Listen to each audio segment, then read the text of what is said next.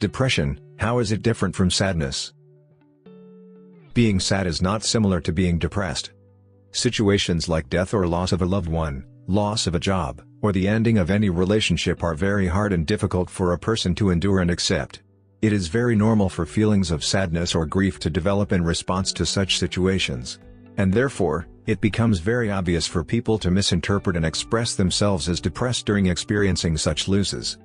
But both these conditions of being sad or being depressed are different.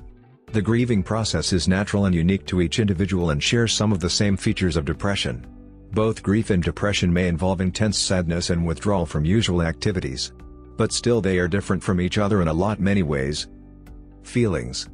In the state of grief, feelings often come in waves, both high and low, intermixed with positive memories of their loss. It may be a deceased person or a departed love, or anything else.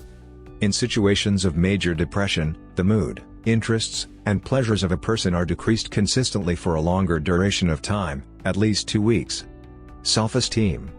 In grief, self-esteem and self-confidence are usually maintained. In major depression, feelings of worthlessness and self-loathing are common. Mood variations. In case of grief, we often experience mood swings. Sometimes of the day we feel extremely sad and at the other times we feel less sad and try to overcome the sad state by indulging in activities like watching TV, going out, meeting people, etc. But this is not true in case of depression, where we generally lock ourselves in a room and confine our lives to a certain limit. Depression colors all aspects of our lives, making everything around us negative.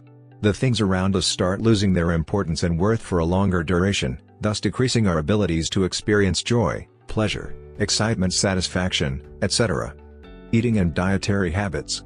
While being in a state of sadness and feeling blue, you still are able to maintain your desire to eat breakfast, take a step to the office, work if you want, and get a rough amount of sleep. Depression leads to abnormal eating patterns and sleeping patterns. It leads to a serious problem of becoming an insomniac or the reverse, sleeping more than normal and not willing to get out of your bed. Eating disruptions are often a manifestation of the everything is pointless thinking of depression. What's the point of making a healthy dinner, or indeed eating at all? Self-punishing and self-critical thoughts. During grief or sadness, you might feel bad or upset temporarily, but at some point in time you overcome the feeling of worthlessness or guilt and tend to move away from those feelings. Depression has its own special host of accompanying thought patterns, some of which are particularly strange. One of its most distinctive features is that your thoughts often become incredibly self-punishing. It's difficult to see yourself as anything except rotten, bad, worthless and to blame for everything. Self-harming thoughts. Suicidal ideation is not typically associated with normal levels of non-depressive sadness. A person suffering from regular levels of sadness does not intend to commit suicide or harm himself in any manner.